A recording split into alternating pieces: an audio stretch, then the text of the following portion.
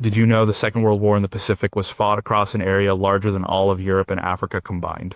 It was a conflict defined by immense distances, strange environments, and decisions that can only make you stop and ask, wait, what? It wasn't just about famous battles. It was about plans to arm bats with bombs. It was about the U.S. Army Air Forces fighting a war against weather balloons. It was about a single intelligence report that changed the entire course of the war. Forget what you think you know. The real story is often stranger, more complex, and far more human than the one in the movies. How could a single dentist's idea get presidential approval? Why did the most expensive American weapons system of the war have nothing to do with the atomic bomb? And what happens when a soldier simply doesn't get the message that the war is over for nearly 3 decades? The answers to these questions reveal a side of the war that is rarely discussed. It's a story of incredible ingenuity, bizarre miscalculations, and moments that defy easy explanation. Number 15, did America really plan to attack Japan with bats? Yes, the plan was real. It had a code name, Project X-Ray, and it started with a dentist from Pennsylvania. His name was Lytle S. Adams. He was an inventor, but he was a dentist first. In January 1942, just a month after the attack on Pearl Harbor, Adams was visiting the Carlsbad Caverns in New Mexico. He was struck by the sheer number of bats, millions of them. He also knew something about bats. They were strong flyers, could carry more than their own weight, and they liked to hide in dark, secluded places during the day. He also knew something about Japanese cities. Many of their buildings, especially homes and factories, were constructed from wood and paper. An idea formed: what if you could attach a tiny timed incendiary bomb to a bat?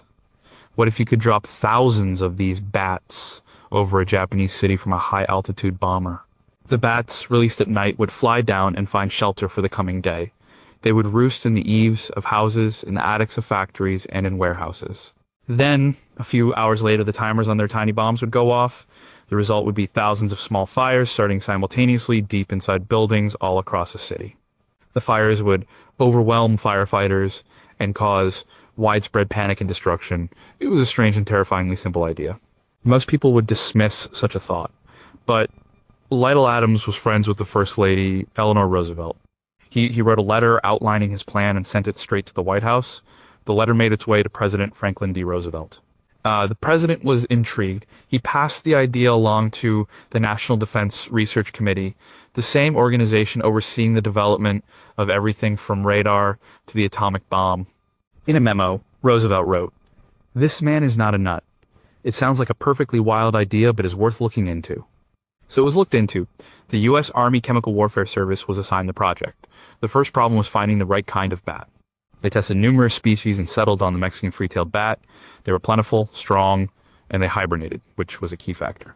The plan required chilling the bats to make them dormant for their trip in the bomber.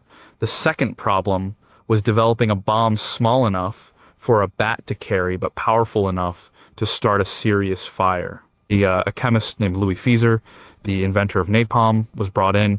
He developed a tiny incendiary device that weighed less than an ounce. It used a chemical timer. The whole package was designed to be glued to the bat's chest. The military conducted tests. They built mock Japanese villages in the deserts of Utah and New Mexico. They needed a way to transport and release the bats. The solution was a large canister-like bomb casing. Inside, it held over 1,000 bats, each in its own compartment on a series of trays, like a multi-layered ice cube tray. The canister would be dropped from a plane, a parachute would deploy, and the trays would separate, releasing the bats to fly away. The wait what moment of the project happened in May 1943 at an auxiliary army airfield near Carlsbad, New Mexico. During a test, some of the armed bats were accidentally released. They did exactly what they were supposed to do. They flew off and found places to roost. Unfortunately, the places they chose were the wooden hangars and buildings of the airfield itself. The base burned to the ground. An officer reportedly said, "The incendiary bats are a success, but the wrong city was burned down." The project was taken away from the Army and given to the U.S. Marine Corps, who renamed it Project X-Ray. More tests were conducted and the results were promising. A report by an observer noted that the bat bomb could be more effective than existing incendiary bombs. The Bat was a self-guiding missile, delivering the fire right into the enemy structures, but the project was slow. It was complex, and by 1944, another much more secret and powerful project was nearing completion, the Manhattan Project. The atomic bomb promised a much more decisive, if terrifying, conclusion to the war. Project X-Ray, with all its biological and logistical challenges, was seen as a distraction. In late 1944, Admiral Ernest J. King, the commander-in-chief of the U.S. fleet, officially canceled the program. Over $2 million had been spent. 30,000 bats had been acquired for the mission. The idea that began with a dentist's observation in a cave was finally put to rest. What do we still not know? We do not know exactly how the Japanese military would have reacted to such an unconventional weapon. Would they have understood what was happening? What ecological impact would introducing millions of Mexican free-tailed bats to Japan have had? Were there other, even more bizarre, animal-based weapon ideas that were seriously considered but remain classified? And how many low-tech, asymmetric concepts like this are being explored by militaries today, hidden from public view? Number 14, aircraft carrier that was also a submarine. It sounds like something from a science fiction movie. A submarine so large it could carry its own fleet of aircraft. A vessel that could surface in secret, launch a surprise attack from the air, and then disappear back beneath the waves. This wasn't fiction. This was the I-400 class submarine of the Imperial Japanese Navy, and it was the largest submarine in the world for decades. The idea came from the top. Admiral Isoroku Yamamoto, the same man who planned the Pearl Harbor attack, conceived of it. He understood the vastness of the Pacific. He knew Japan could never match the industrial might of the United States. They couldn't win a war of attrition, building carrier for carrier, plane for plane. They needed to think differently. They needed a way to strike the U.S. mainland directly. A weapon that could hit a target like the Panama Canal, severing the supply line between the Atlantic and Pacific, could change the war. But how to get there? Surface ships would be detected. Long-range bombers couldn't make the round trip. The answer was the Sentoku, or a special type submarine, the I-400. It was a monster. It was over 400 feet long, twice the size of a German U-boat. It had a crew of nearly 150 men. But its most incredible feature was the watertight cylindrical hangar built into its deck. This hangar was over 100 feet long and could hold 3 Aichi M6A Ciron floatplane bombers. The planes were specially designed for the sub. Their wings folded back and their tails folded down, allowing them to fit inside the cramped space. The submarine's forward deck had an 85-foot compressed air catapult to launch them. The entire operation was a masterpiece of planning and speed. The procedure was the I-400 would surface, the crew would swarm the deck, they would open the massive hangar door. The planes would be wheeled out on carts, their wings and tails unfolded and locked into place. The floats, stored in separate compartments, would be attached. The planes would be fueled and armed. Then, one by one, they would be moved to the catapult and launched. The goal was to get all 3 planes in the air within 30 minutes of surfacing. After the attack, the planes would fly back, land on the water near the sub, and be recovered by a deck crane. The crew could even choose to abandon the planes and save only the pilots if time was short. The original plan was audacious. A fleet of these submarine carriers would be built. They would travel across the Pacific, surface off the coast of Panama, and launch their planes to attack the Gatun locks. Destroying the locks would shut down the Panama Canal for months, maybe years. It would be a strategic disaster for the Allies. But the war was changing fast. By the time the first I-400s were being completed in 1944, the strategic situation had shifted. The Panama Canal attack was deemed too difficult and perhaps no longer decisive. A new target was chosen, Ulithi Atoll. Ulithi was a massive, obscure lagoon in the Caroline Islands that the U.S. Navy had turned into its main forward anchorage. At any given time, hundreds of Allied ships were gathered there. It was a critical staging point for the invasion of Japan. An attack there could be devastating. In the summer of 1945, 2 of the submarines, the I-400 and the I-401, set out on this mission. It was called Operation Arashi. They were to meet at a specific point in the ocean and launch a combined force of 6 aircraft in a surprise attack, but they never reached their target. They were plagued by delays and technical problems. Before the attack could be carried out, the war ended. The crews of the I-400 and I-401 received the news of their country's surrender. Following orders, they destroyed their secret weapons. The Syrian bombers were catapulted into the sea without unfolding their wings. All logs, charts, and codebooks were burned. The submarines then surfaced and surrendered to the U.S. Navy. The American sailors who boarded the I-400 were stunned. They had no idea such a vessel existed. It was a technological marvel, far more advanced than any submarine the Allies had. The U.S. Navy studied the I-400 and its sister ships intensely. They learned a great deal about submarine design and construction from them. But they also wanted to keep this technology out of the hands of other nations, particularly the Soviet Union, who were demanding access to the captured vessels under treaty agreements. In 1946, the U.S. Navy took the I-400 and the other captured Japanese submarines out to sea off the coast of Hawaii and scuttled them, sending them to the bottom of the ocean.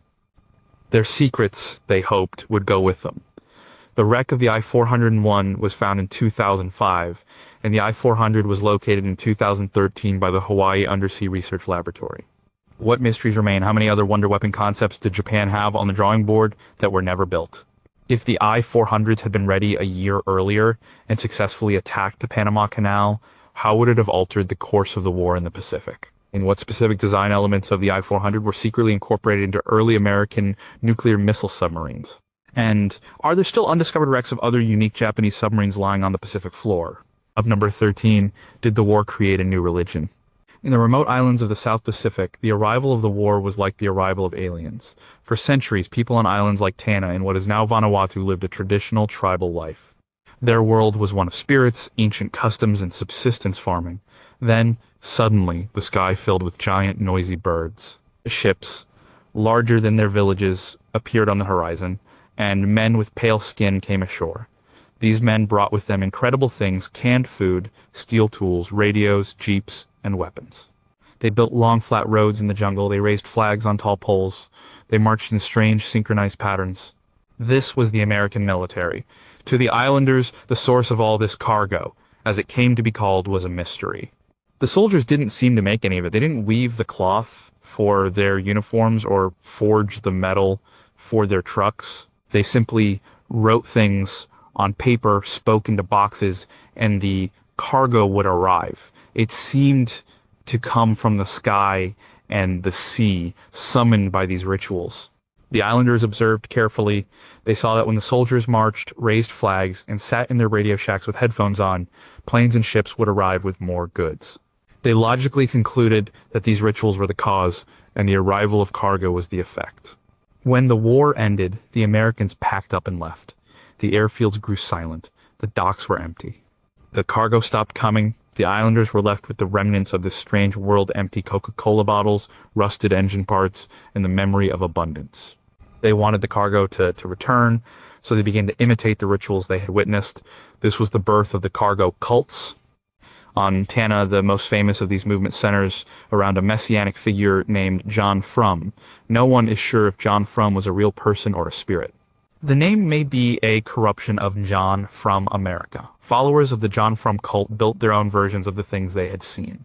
They carved wooden replicas of rifles and marched with them on their shoulders. They cleared new airstrips in the jungle and built mock control towers out of bamboo, complete with wooden microphones and headsets. They painted USA on their chests and on makeshift flags. They held parades and performed drills, hoping that by perfectly mimicking the actions of the American soldiers, they could persuade the gods, or the ancestors, or John Frum to bring the cargo back. This wasn't just about material goods. It was about restoring a sense of power and control in a world that had been turned upside down. The cargo was seen as a sign of spiritual favor. The movement was documented by observers and anthropologists after the war, including the famous naturalist David Attenborough in the 1960s. He filmed the John Frum followers marching and described their beliefs. The cult was not a joke or a naive misunderstanding. It was a complex and sincere religious and social response to a massive cultural shock. The arrival of the industrialized world, with its seemingly magical technology and limitless wealth, shattered their existing worldview. The cargo cult was an attempt to make sense of it all, to integrate this new powerful force into their spiritual framework. The John Frum movement continues to this day. Every year on February 15th, they celebrate John Frum Day. They raise the American flag, march in military-style formations with their bamboo rifles, and wait for John Frum to return, bringing the cargo in a new age of prosperity. It has become a political party and a major force in the island's culture.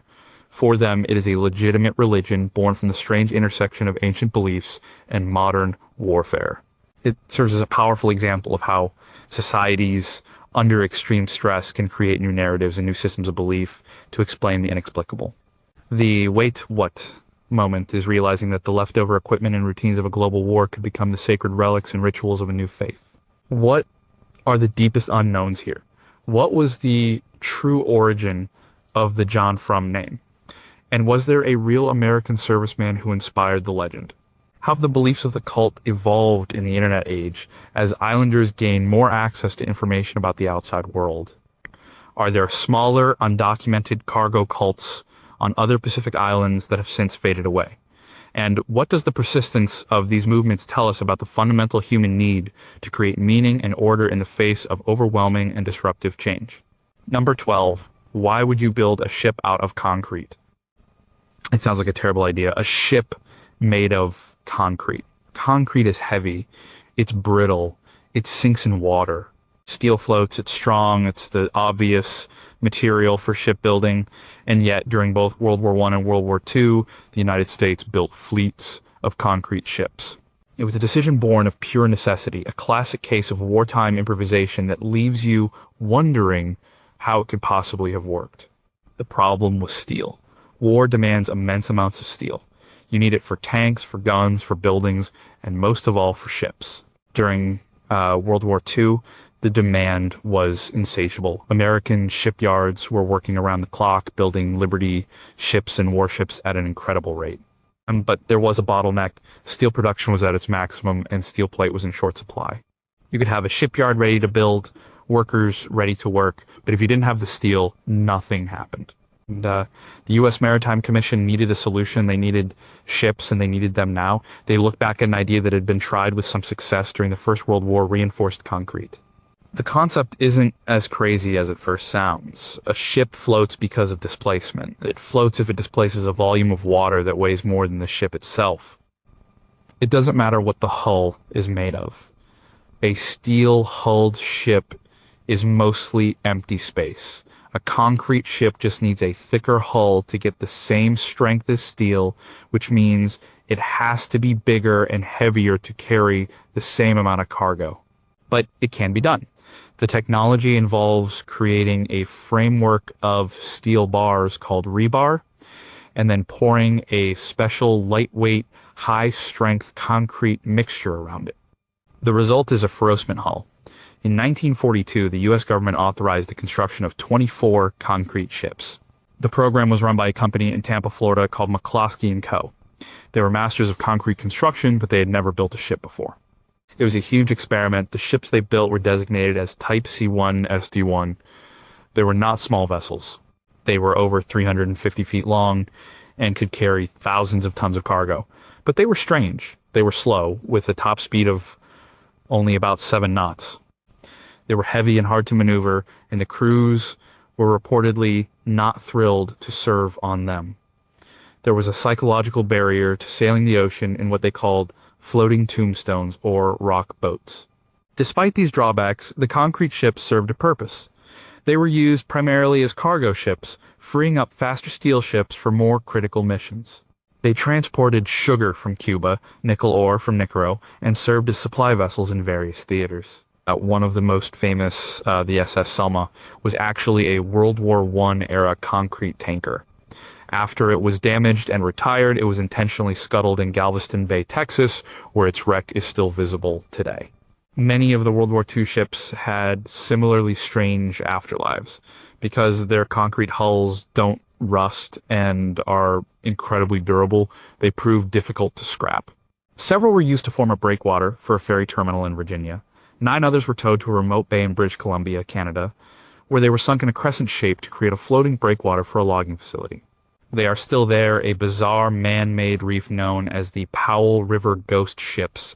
The concrete ship program was ultimately a footnote in the massive shipbuilding effort of the war.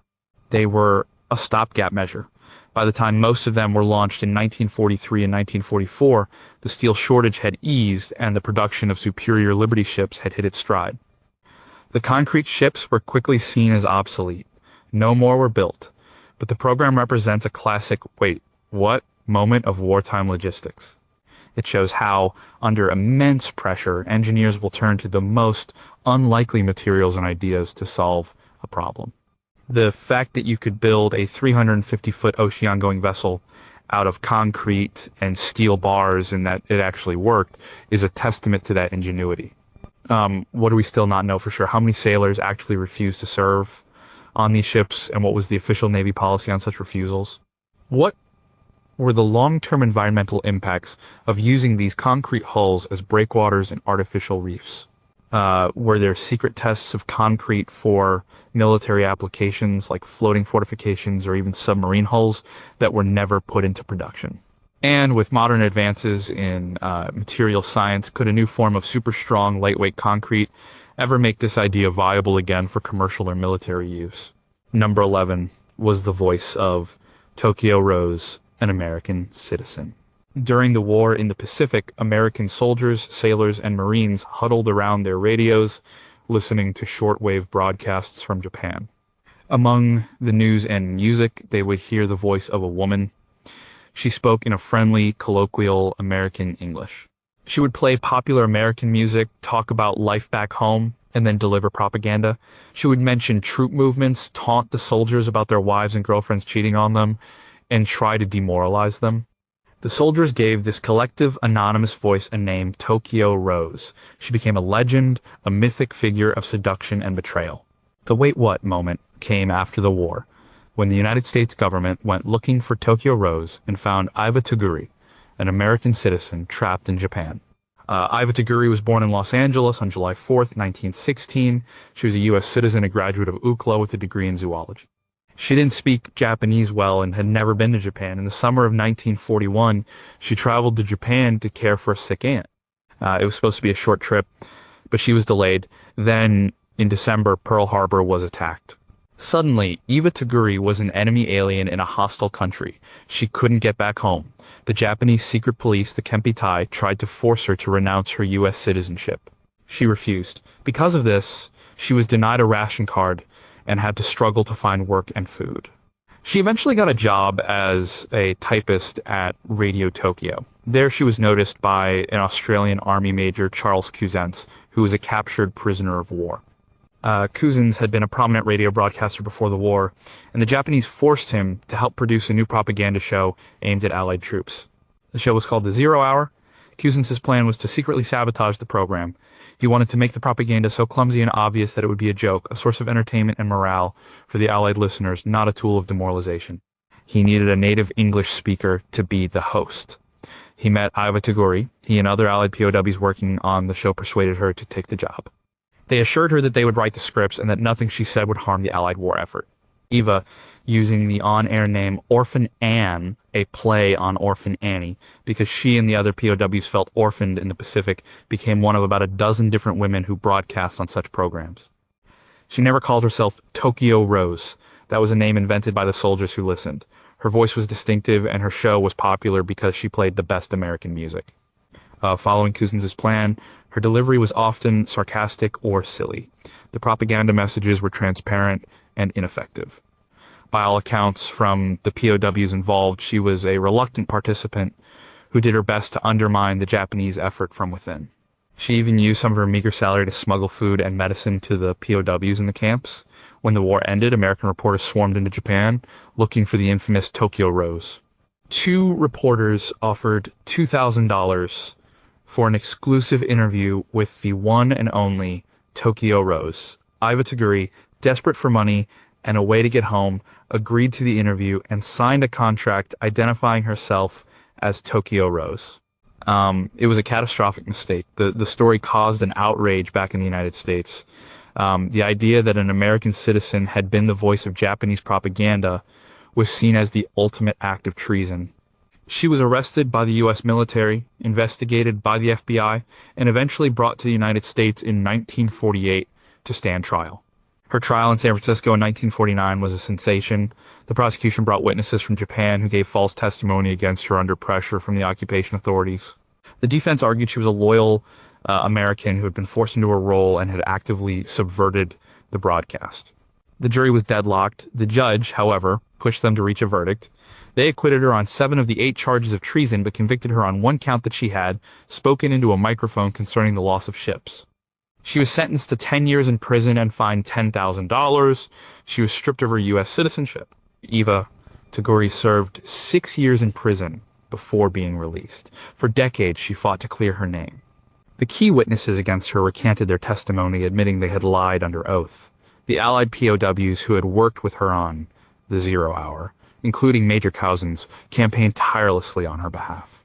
Finally, in 1977, on his last full day in office, President Gerald Ford granted Eva Tagore a full and unconditional presidential pardon. Her citizenship was restored. The woman who was vilified as the traitorous Tokyo Rose was officially recognized as a loyal American who had been a victim of circumstance. She died in 2006. What are the lingering questions? Who were the other women broadcasting on Radio Tokyo? And what happened to them after the war? How much did high-level U.S. intelligence know about the sabotage of the 0 Hour during the war itself? Was the intense public and political pressure for a conviction in her trial a factor in the judge's actions?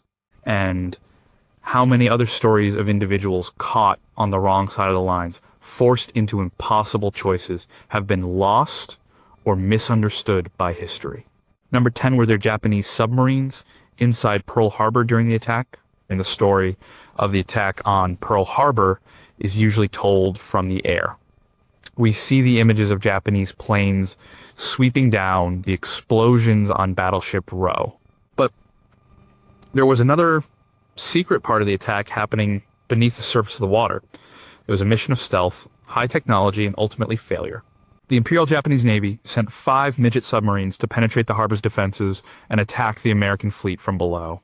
These were not like the giant I-400 class submarines. They were Type A Ko Hyoteki class submarines. Each was about 80 feet long, carried a 2-man crew, and was armed with 2 torpedoes.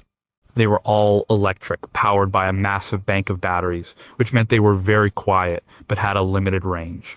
They were not designed for long voyages. Instead, they were carried to the waters off Oahu on the backs of larger mother submarines. The plan was for the 5 midget subs to be released just before the air attack began. They were to sneak into Pearl Harbor, fire their torpedoes at the battleships, and add to the chaos. The mission was considered so dangerous that the crews were not expected to return. The story of what happened to these 5 submarines is a mix of confirmed facts, mysteries, and wait what a moments. The first sign of trouble for the Japanese plan came hours before the air attack.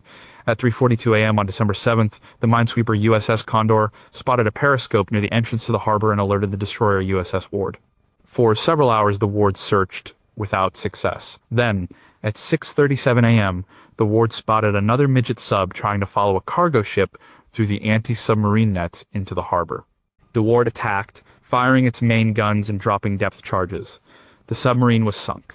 This action, which took place more than an hour before the first bombs fell, technically marks the first shots fired by the United States in the Pacific War. A message was sent to naval headquarters about the encounter, but it was processed slowly and didn't raise a high-level alarm in time. What about the other 4 subs? One of them, commanded by Ensign Kazuo Sakamaki, ran into trouble. Its gyro compass failed, and it got stuck on a reef. The crew managed to get it free, but the damage made it impossible to control properly. It drifted around the coast of Oahu. After the air attack was over, Sakamaki tried to scuttle his sub, but the charges failed to detonate properly. He and his crewmen were knocked unconscious by the fumes. His crewmen drowned, but Sakamaki washed ashore on a beach. He was found and captured by an American soldier, becoming the first Japanese prisoner of war taken by the United States. His submarine was recovered, and it even went on a tour across the U.S. to help sell war bonds. Another submarine successfully entered the harbor. It was spotted several times and was attacked by multiple destroyers.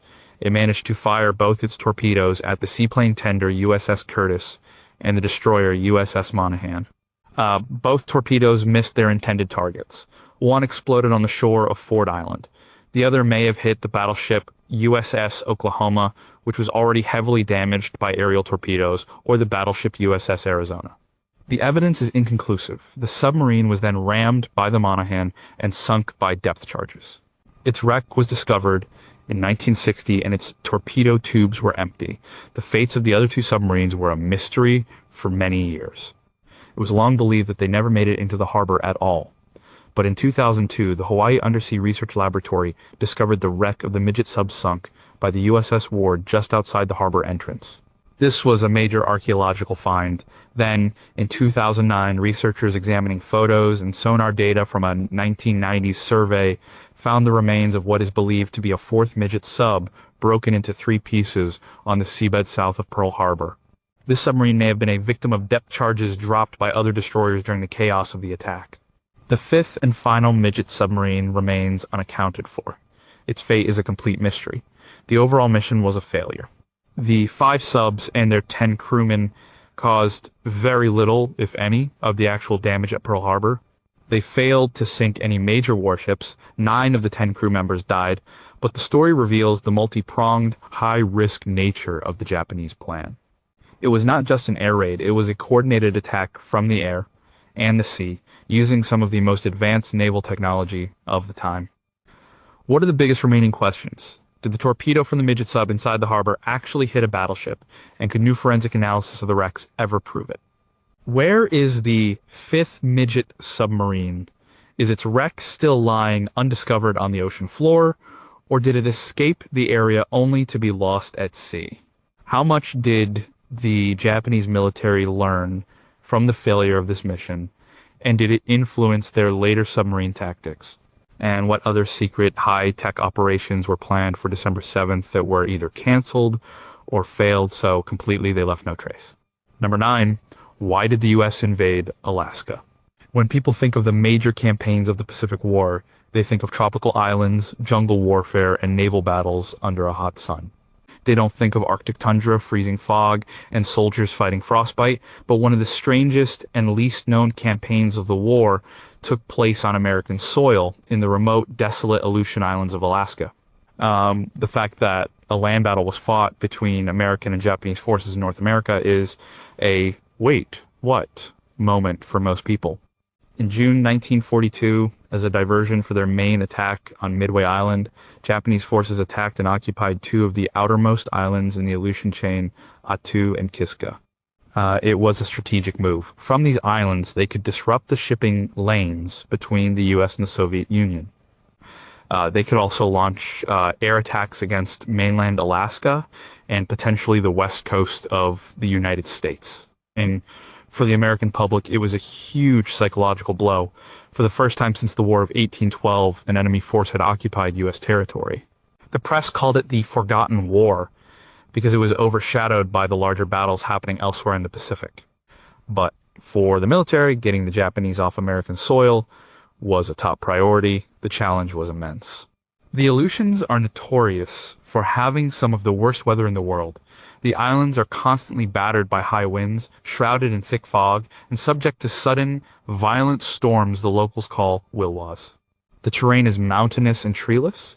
It was an incredibly difficult place to fight a war.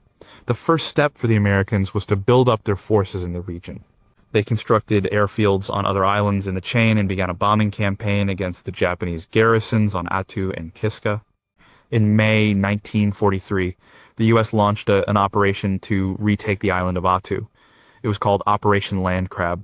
American planners expected the battle to last only a few days. They underestimated the Japanese defenders and, more importantly, they underestimated the weather. The American soldiers who landed on Attu were not properly equipped for the Arctic conditions. They had standard leather boots that quickly became waterlogged and froze, leading to severe cases of trench foot and frostbite. Their uniforms were not warm enough. Their weapons jammed in the cold and mud. The fog was so thick that visibility was often reduced to just a few feet, making it impossible for ships and planes to provide support. The Japanese defenders, though heavily outnumbered, were well entrenched in the island's mountains. They fought fiercely from fortified positions. The battle for Attu turned into a brutal 3-week slog through freezing mud and snow. The fighting was intense and at close quarters. In the end, the remaining Japanese soldiers, facing certain defeat, launched a final desperate charge. The battle for Attu was one of the costliest of the Pacific War in terms of casualty ratios. For every 100 Japanese soldiers on the island, the U.S. suffered about 71 casualties. After securing Attu, the Allies turned their attention to the other occupied island, Kiska.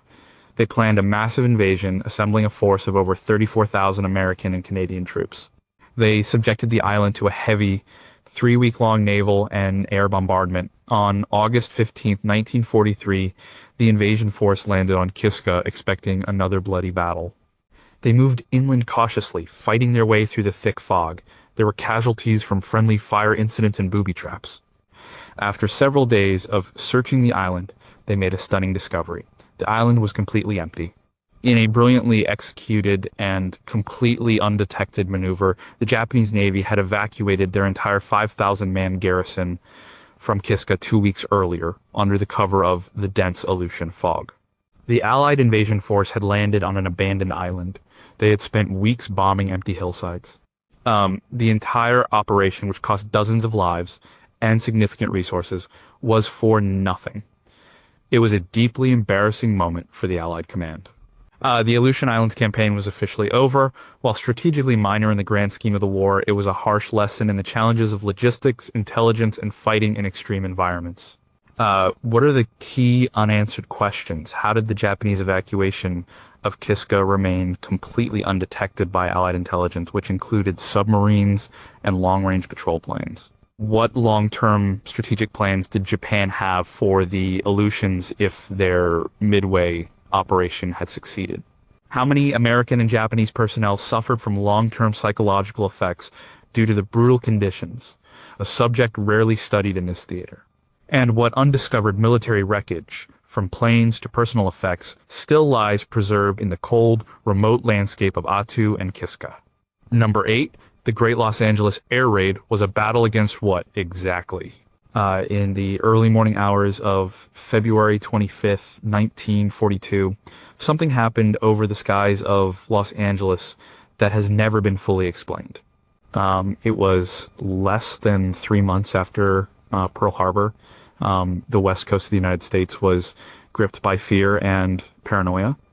People expected a Japanese attack at any moment. The day before, a Japanese submarine had surfaced and shelled an oil field near Santa Barbara. The tension was real. Just after 2 a.m., military radar picked up an unidentified target on the coast. An air raid, sirens began to wail across Los Angeles County. A total blackout was ordered. Over 1 million people woke up in terror, stumbling in the darkness. Then, the sky erupted. The 37th Coast Artillery Brigade began firing their massive anti-aircraft guns, sending 12-pound shells exploding into the night sky. Searchlights crisscrossed the darkness, trying to pinpoint the enemy. For over an hour, the city was a war zone. More than 1,400 shells were fired. The explosions were deafening. The shrapnel rained down on the city, damaging homes and cars. But what were they shooting at? At the heart of the mystery. Eyewitness accounts were all over the place. Some people swore they saw formations of enemy planes. Others described a single, large, slow-moving object like a blimp or a balloon. Some saw nothing at all. The next morning, the military and the government had to explain what had happened. Their explanations only added to the confusion. The Secretary of the Navy, Frank Knox, held a press conference and dismissed the entire incident as a false alarm caused by war nerves. He said there were no enemy planes. The Army, however, completely contradicted him. The War Department announced that between 1 and 5 unidentified aircraft had flown over Los Angeles. They suggested they were commercial planes operated by the enemy to spread panic. These conflicting reports from the highest levels of the U.S. government created a storm of public criticism and conspiracy theories. The physical evidence was non-existent. No enemy plane was shot down. No bombs were dropped. No wreckage of any kind was ever found other than the shrapnel from the American anti-aircraft shells. The human cost of the battle, however, was real. 3 people were killed in car accidents during the blackout. 2 others died of heart attacks attributed to the stress of the hour-long bombardment. The event, which became known as the Great Los Angeles Air Raid, or the Battle of Los Angeles, was a military action against an enemy that may not have even been there. So what really happened? Like, over the years, several theories have emerged. The most widely accepted explanation today is that a weather balloon released by the military was the initial radar target that started the panic. Once the firing began, the inexperienced and anxious gun crews started shooting at anything and everything. Shell bursts from other guns, smoke, clouds, stray flares. The phenomenon of emotional contagion likely played a huge role. Once one person sees something and starts shooting, others believe they see it too. It was a case of mass hysteria fueled by genuine fear. Another theory suggests the Japanese did, in fact, launch a small number of reconnaissance planes from a submarine, or perhaps used balloons to test the city's defenses. There is no hard evidence to support this, but it remains a possibility. And then there are the more fringe theories. UFO researchers have long pointed to the Battle of Los Angeles as a possible early example of an encounter with an extraterrestrial craft. They point to a famous, heavily retouched photograph published in the Los Angeles Times that appears to show searchlights converging on a strange, saucer-like object. Most photo analysts, however, agree the effect is likely an illusion created by the convergence of light beams and smoke from the shell bursts. The Battle of Los Angeles remains a bizarre and unsettling episode. It was a battle without an enemy, a victory with no prize, and a tragedy with real victims. It serves as a powerful reminder of how fear and uncertainty can grip a population and lead to a chain reaction of confusion and chaos. The image of a major American city firing thousands of artillery shells into its own sky at an unseen foe is one of the most surreal of the entire war. What do we still not know? What was the specific object that the radar first detected? And have those original radar logs ever been declassified and re-examined with modern technology? Were there any reports from Japanese naval archives after the war that even hinted at a reconnaissance mission over Los Angeles on that date? How many of the eyewitness reports were truly independent, and how many were influenced by seeing the initial anti-aircraft fire? And could a similar event, a cascade of false alarms and military response driven by social media and rapid information sharing, happen today? Number 7 was the most expensive U.S. project of the war, the atomic bomb. No, it wasn't. This is one of the most surprising facts of the entire war. When we think of massive, secret, government-funded projects from that era, the Manhattan Project immediately comes to mind. It cost roughly $2 billion in 1945 dollars. It employed the best scientific minds and represented an unprecedented industrial effort to create the atomic bomb.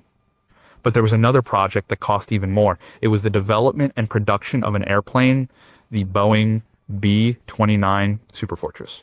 The B-29 program cost over $3 billion. That's 50% more than the Manhattan Project. The decision to invest more money in building a bomber than in building the ultimate weapon it was designed to carry is a true, moment in military history. So why was it so expensive? The B-29 was not just another plane.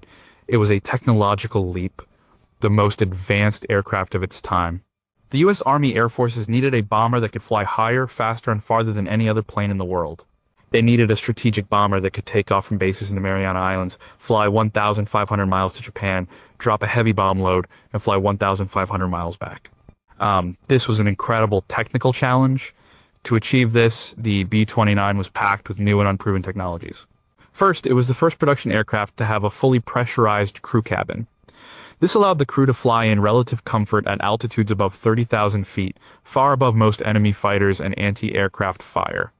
Developing this system was complex and expensive. Second, it had a remote-controlled computer-assisted gun system. The gunners didn't sit behind their machine guns. They sat in climate-controlled sighting stations and used computerized gun sights to aim multiple gun turrets located around the plane. It was like a video game, but in 1944, this system was revolutionary, but also fiendishly complicated and prone to failure.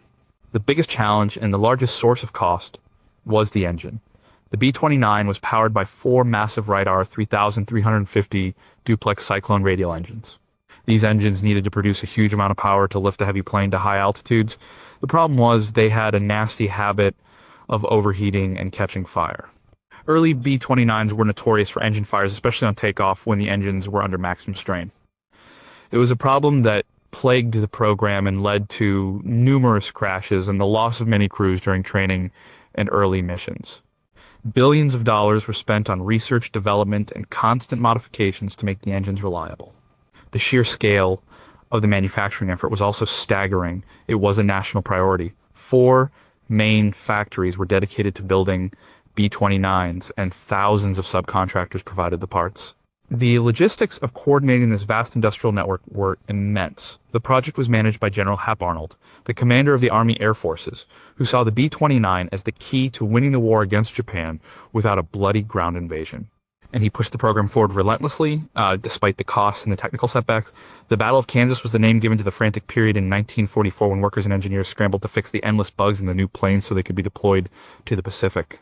The investment eventually paid off once the engine problems were largely solved and the crews were trained. The B-29 became a devastatingly effective weapon. Flying from bases in Saipan, Tinian, and Guam, fleets of B-29s systematically carried out the bombing campaign against Japan in 1945. They were the only aircraft capable of delivering the atomic bombs. The 2 planes that dropped the bombs on Hiroshima and Nagasaki, the Enola Gay and Boxcar, were both B-29s. The B-29 program was a huge gamble. It bet billions of dollars on a collection of unproven technologies. For a while, it looked like the gamble might fail, but in the end, the plane lived up to its promise and became the primary instrument of American air power in the final year of the Pacific War.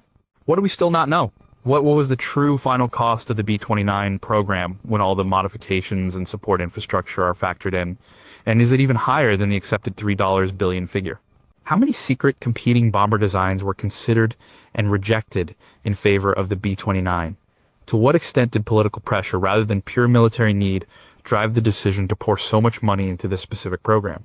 And what lessons from the B-29's troubled development and massive cost overruns were applied to later secret military aircraft projects like the B-2 stealth bomber? Number 6. How did one cryptographer change the entire war in the Pacific? In early 1942, the situation in the Pacific was dire for the United States. The Japanese Navy seemed unstoppable. They had a string of victories and were expanding their empire across the ocean. The U.S. Navy was outnumbered and on the defensive.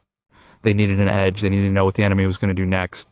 That edge came not from a new battleship or a better airplane, but from a small, windowless basement in Pearl Harbor. The men who worked there called it the dungeon. It was the home of Station Hypo, the U.S. Navy's signals intelligence unit. And its commander was a brilliant, eccentric, and insubordinate officer named Joseph Rochefort. Rochefort was a naval officer, but he wasn't a typical one. He was a master cryptanalyst, a man who could see patterns and chaos. He and his team, which included musicians, linguists, and mathematicians, were tasked with breaking the Japanese naval code known as JN-25. It was an incredibly complex code. But by early 1942, Rochefort's team was beginning to have some success. They couldn't read the messages like a book, but they could pick out keywords, phrases, and locations. They were starting to understand the rhythm and structure of Japanese naval communications. In the spring of 1942, Rochefort and his team began to pick up signals about a major upcoming Japanese operation. The messages were full of code words for aircraft carriers, battleships, and invasion forces, but they didn't know the target. The Japanese referred to the target only by the code letters F. Rochefort had a hunch. Based on his analysis of previous signals, he believed AF was Midway Island, a tiny but critically important American base in the Central Pacific. But the intelligence community in Washington disagreed. They thought AF was in the South Pacific, possibly even the U.S. West Coast. The commander of the U.S. Pacific Fleet, Admiral Chester Nimitz, was caught in the middle. He had to make a decision that could win or lose the war.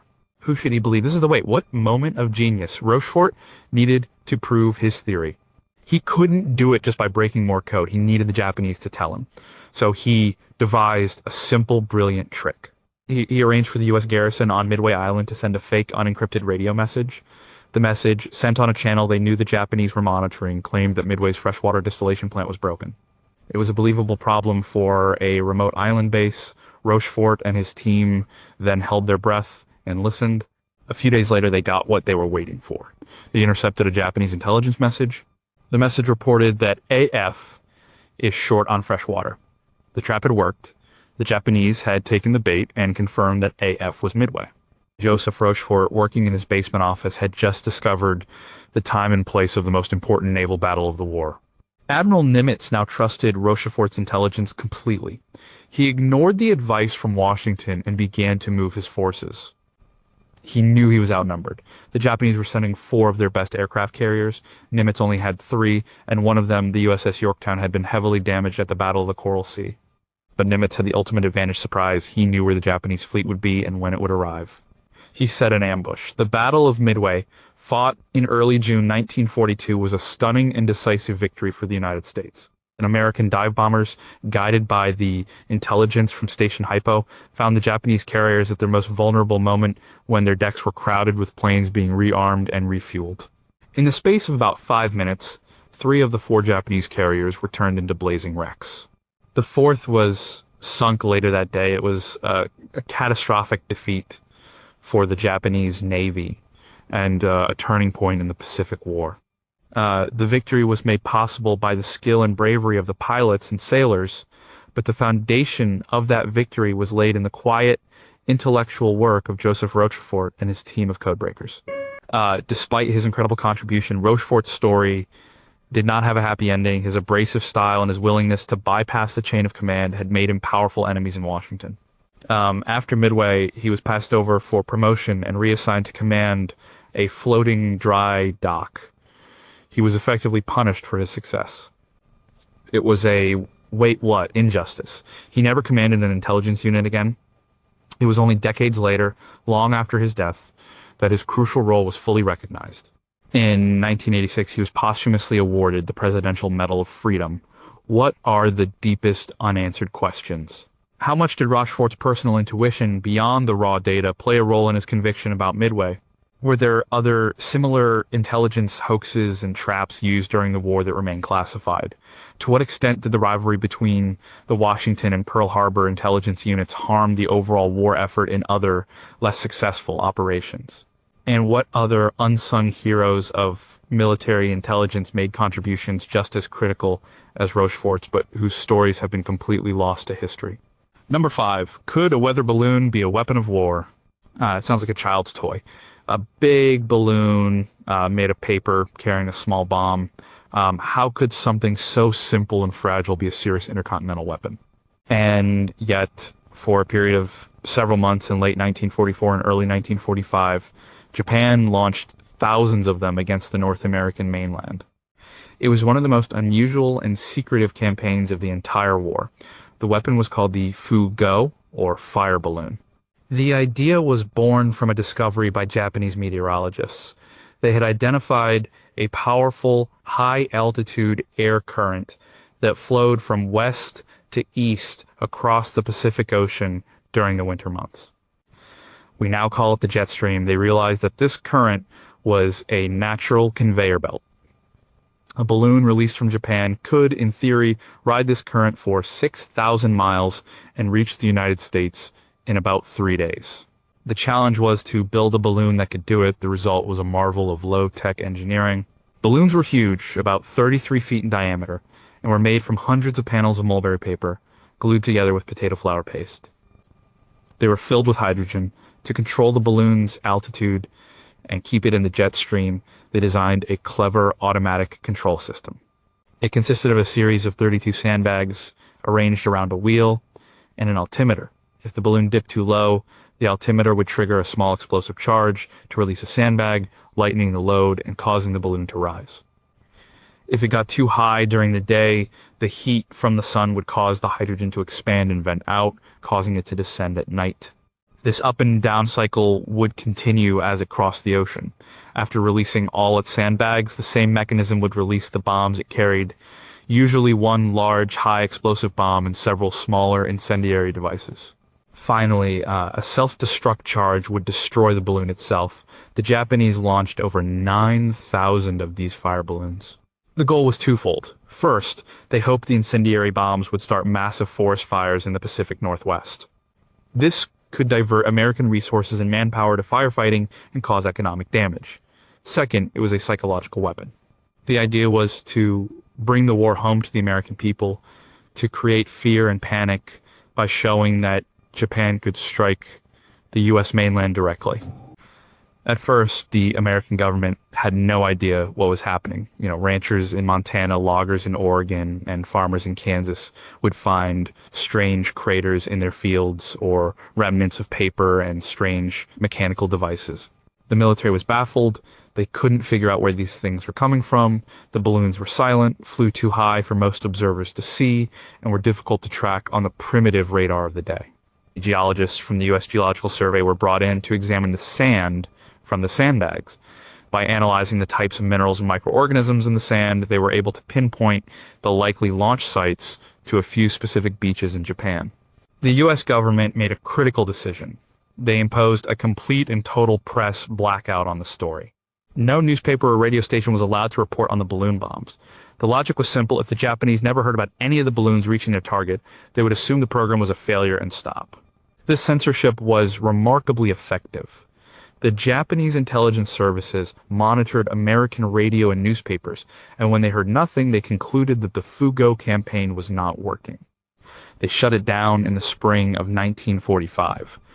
The "wait, what?" element is that the program was, to some extent, working. At least 300 of the balloons are known to have reached North America, traveling as far inland as Michigan and as far south as Mexico.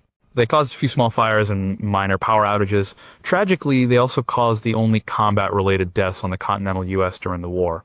On May 5th, 1945, a minister's wife and 5 children were on a church picnic in a forest near Bly, Oregon.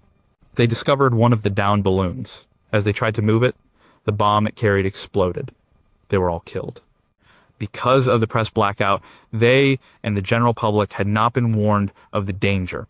After this incident, the government partially lifted the censorship to issue public warnings. The Fugo campaign was a military failure. It didn't start the massive fires Japan had hoped for, largely because they arrived during the wet winter and spring season. But it was an incredible feat of engineering and a truly unique chapter in the history of warfare. It was the world's first intercontinental weapon system.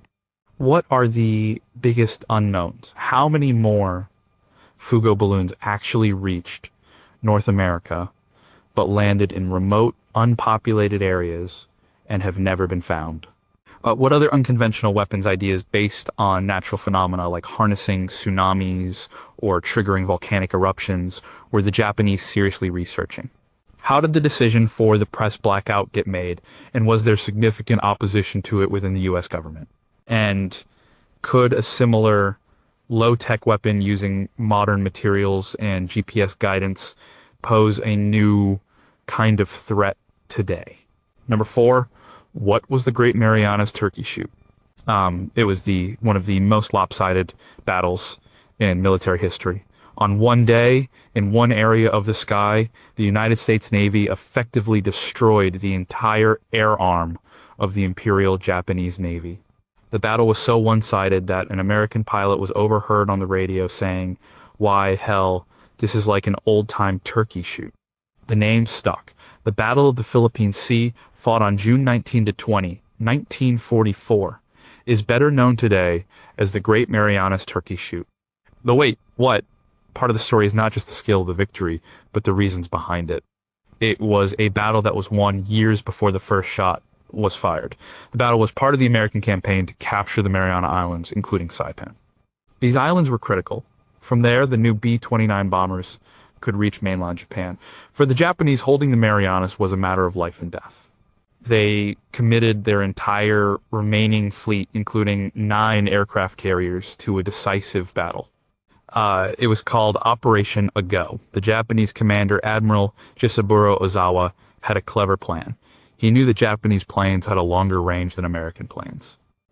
He intended to launch his aircraft from a great distance, strike the American fleet, and then land on airfields on Guam to refuel and rearm before striking again. The American carriers would be too far away to counterattack. On paper, the forces were relatively even. The Americans had more ships and planes, but the Japanese had the advantage of range and land bases. But the battle was not fought on paper. When Ozawa launched his first wave of hundreds of aircraft on the morning of June 19th, he was sending them into a technological and tactical buzzsaw. The American fleet, Task Force 58, was commanded by Admiral Mark Mitcher, and Task Force 58 had several secret weapons. The first was radar. By 1944, the U.S. Navy had developed highly advanced shipboard radar systems. They could detect incoming enemy aircraft from over 150 miles away. Even more importantly, they had fighter direction officers who could use this information to manage the battle in real time, vectoring their own fighters to intercept the enemy long before they reached the fleet. The second weapon was the proximity fuse. This was a tiny radar set built into the tip of an anti-aircraft shell. It would detonate the shell automatically when it got close to a target. This made anti-aircraft fire dramatically more lethal. The Japanese planes had to fly through a wall of radar-guided shells just to get near the American ships. The third and most important weapon was the pilots. The American pilots flying the F-6F Hellcat fighter were some of the best trained aviators in the world. The U.S. Navy had a massive 2-year-long training pipeline that took young recruits and turned them into expert combat pilots. They had hundreds of hours of flying time before they ever saw an enemy. The Japanese pilots, by contrast, were mostly inexperienced newcomers. And Japan had lost most of its veteran pilots in the early years of the war at battles like Coral Sea and Midway. Their training programs had been rushed to fill the gaps. They were sent into battle with as little as a third of the flight hours of their American counterparts. The result was a massacre. The American radar picked up the first Japanese wave while it was still over 100 miles away. Admiral Mitcher launched his Hellcats. The American fighters, guided by their controllers, met the Japanese planes far from the fleet. It wasn't a fair fight. The well-trained Americans and their superior aircraft tore through the formations of poorly trained Japanese pilots and their now outdated planes. Wave after wave of Japanese aircraft were sent by Ozawa, and wave after wave were annihilated.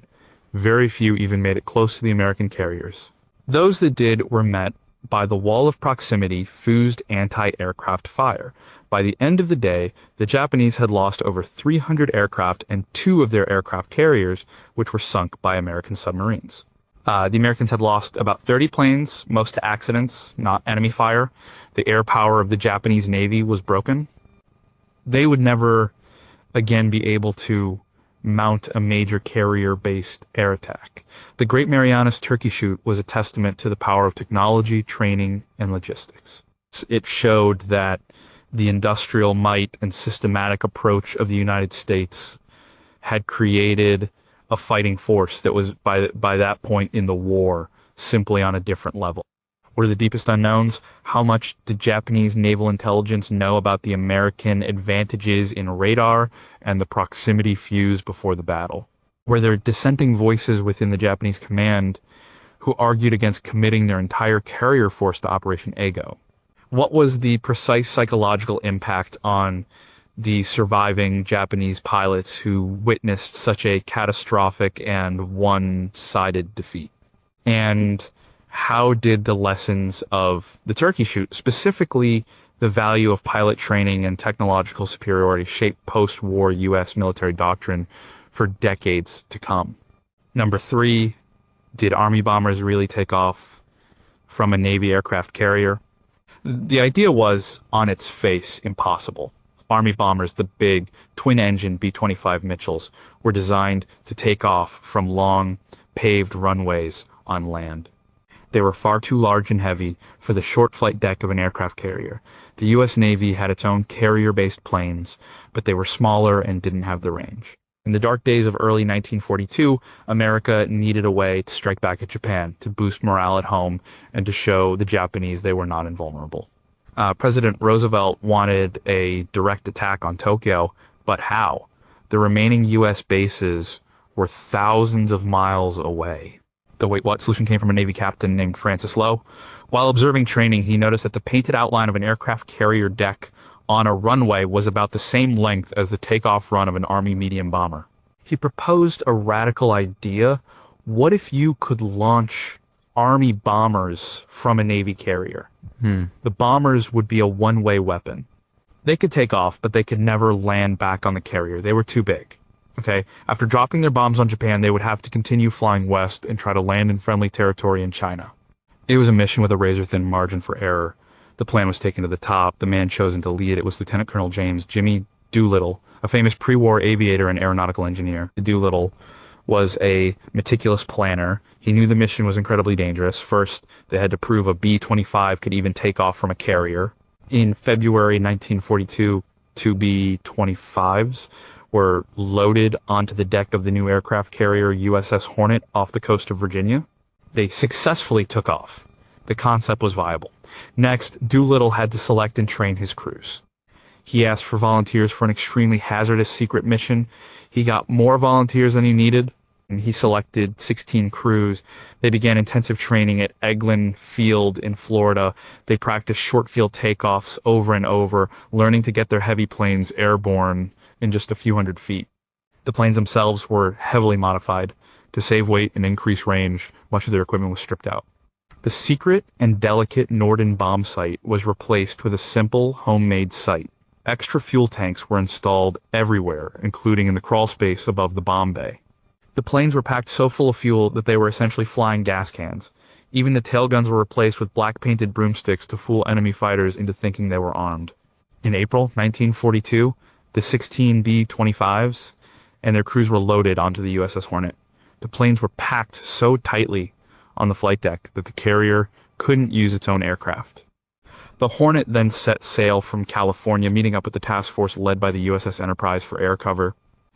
Their destination was a secret launch point deep in the western Pacific. The plan was to get within 450 miles of Japan before launching the bombers. This would give them just enough fuel to reach their targets and then fly onto airfields in China. But the plan went wrong. On the morning of April 18th, still over 650 miles from Japan, the task force was spotted by a Japanese patrol boat. The boat was sunk, but not before it radioed a warning. Doolittle and the task force commander, Admiral William Bull Halsey, had a choice. They could abort the mission, or they could launch immediately from much farther out than planned. They chose to launch. Jimmy Doolittle himself was the first to take off, his B-25 roaring down the short pitching deck of the Hornet and into the sky. One by one, all 16 planes followed him. It was a masterful display of airmanship. The bombers reached Japan and successfully dropped their bombs on Tokyo and other cities. The physical damage was minor, but the psychological impact was enormous. For the Japanese people and their leaders, it was a stunning shock. They had been told their homeland was impregnable. For the American people, it was a huge morale boost, the first piece of good news in a long and difficult war. But for Doolittle's raiders, the mission was far from over. They were now flying on fumes, hundreds of miles farther from China than they had planned. They flew into bad weather and darkness. None of the 16 planes made it to their designated landing strips. They all either crash-landed or were bailed out of over China. One crew diverted and landed in the Soviet Union, where they were interned. Of the 80 men who took part in the raid, most were eventually smuggled to safety by friendly Chinese villagers and missionaries. But several were captured by the Japanese. 3 were executed, and another died of disease in a prison camp. The Doolittle raid was a military long shot, a mission of incredible bravery and improvisation that succeeded against all odds. What are the most compelling unknowns? How close did the Japanese Navy come to intercepting Halsey's task force before the launch? What was the full extent of the Japanese military's internal investigation into how the raid was possible? And what changes did they make to their defenses as a result? How many Chinese civilians were killed by the Japanese army in retaliation for helping the American flyers, with some estimates running into the hundreds of thousands? And what other, even more audacious, one-way missions were planned by the Allies but never carried out? Number 2, what was the magic that won the war? It wasn't a weapon, it wasn't a tactic, it was a secret so important that the British Prime Minister, Winston Churchill, called it his ultra-secret. It was the ability to read the enemy's most secret communications. In the European theater, the breaking of the German Enigma code at Bletchley Park is a well-known story. But the Pacific had its own equally dramatic code-breaking story. The American effort to break Japan's highest-level diplomatic code was codenamed Magic, and it gave American leaders an unprecedented window into the minds of their enemies. The Japanese diplomatic code was generated by a machine that the Americans nicknamed Purple. It was not a simple substitution cipher. It was a complex electromechanical device similar in principle to the German Enigma machine. It used a series of stepping switches and a plug board to create a constantly changing, incredibly complex cipher. The Japanese considered it to be unbreakable. They were wrong. In a stunning feat of intellectual firepower, a team of American cryptanalysts led by William F. Friedman at the U.S. Army's Signal Intelligence Service managed to reverse engineer the Purple machine without ever having seen one. They did it through pure brain power, analyzing intercepted coded messages, and figuring out the logical and electrical patterns of the machine that created them. It took them nearly 2 years. By 1940, they had built their own working replica of the Purple machine. From that point on, the United States could read Japan's most secret diplomatic cables, often as quickly as the Japanese ambassadors for whom they were intended. Aspect of Magic is the sheer advantage it provided. Imagine being able to read your opponent's private emails before a major negotiation. That's what Magic gave the U.S. government. They knew what Japan's diplomats were being told to say, what their negotiating positions were, and what their true intentions were. This intelligence was distributed to a very small, select group of top American leaders, including President Roosevelt. The most famous and controversial aspect of Magic relates to the attack on Pearl Harbor. The Magic intercepts in the weeks leading up to December 7th, 1941, showed that Japan was preparing for a major military action. The diplomatic cables grew more and more tense. The final 14-part message, which effectively broke off diplomatic relations, was intercepted and decoded by the Americans even before it was delivered by the Japanese embassy in Washington. The message did not, however, name a specific time or place for an attack. It did not say, "We will attack Pearl Harbor on Sunday morning." Because of this, and because of a series of delays and communication failures, a clear warning was not delivered to the commanders in Hawaii in time. The debate over what Roosevelt knew and when he knew it, based on the Magic intercepts, has continued among historians for decades. But the value of Magic extended far beyond Pearl Harbor. Throughout the war, it provided invaluable strategic intelligence. It revealed details about Japanese-German relations, troop movements, and economic conditions. One of the most dramatic uses of Magic came in 1943. The U.S. intercepted a detailed itinerary for an inspection tour by Admiral Isoroku Yamamoto, the commander of the Japanese Combined Fleet, and the architect of the Pearl Harbor attack. The message gave the exact time, date, and flight path of his plane. Using this information, the U.S. Army Air Forces were able to plan and execute a long-range fighter interception over the island of Bougainville. Yamamoto's plane was shot down, and he was killed. It was a devastating blow to the morale of the Japanese military, and it was made possible entirely by the work of the codebreakers. The secret of Magic was guarded with extreme care throughout the war.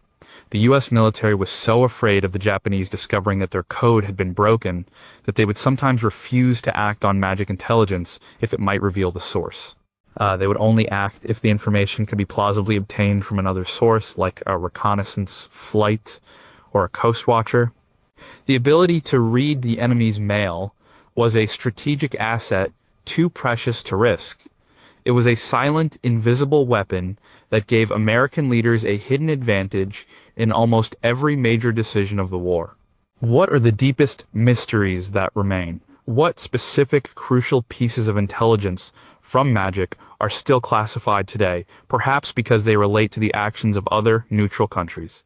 How did the individual cryptanalysts who knew so much about upcoming events cope with the psychological burden of their secret knowledge? Were there any instances where Japan suspected their code was broken but dismissed the evidence? And if so, why? And how has the legacy of the Magic program and the Pearl Harbor debate shaped the relationship between the intelligence community and political leaders in the United States ever since? Number one, who was the soldier who fought World War II for 29 years? The war in the Pacific ended in August 1945. The surrender was announced. The treaties were signed. For millions of soldiers, it was over. They could finally go home. But for one Japanese soldier, hidden deep in the jungles of a remote Philippine island, the war did not end. He did not receive the message. He continued to fight, to maintain his post, and to follow his last orders for another 29 years. His story is one of the most incredible and surreal tales of duty, survival, and the nature of belief to come out of the 20th century.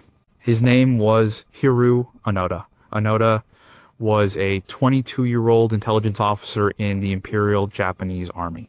In December 1944, he was sent to the small island of Lubang in the Philippines. His orders were clear and direct, given to him by his commanding officer, Major Yoshimi Taniguchi. He was to lead a small group of soldiers in a guerrilla campaign to disrupt the enemy. He was forbidden from surrendering. He was told, it may take 3 years, it may take 5, but whatever happens, we'll come back for you. Until then, so long as you have one soldier, you are to continue to lead him.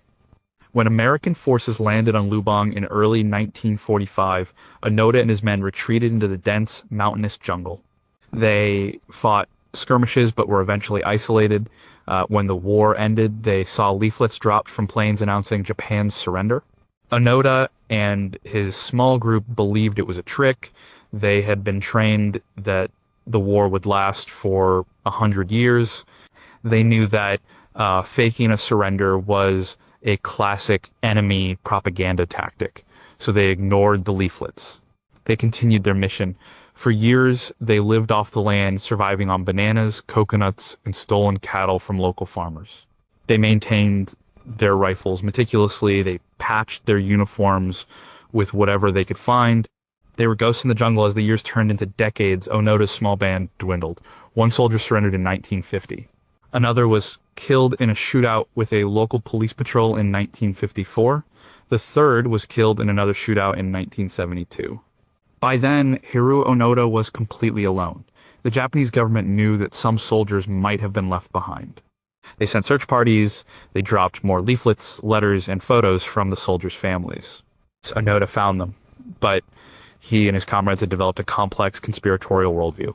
Every piece of evidence that the war was over was, to them, further proof of a clever and elaborate enemy plot to capture them.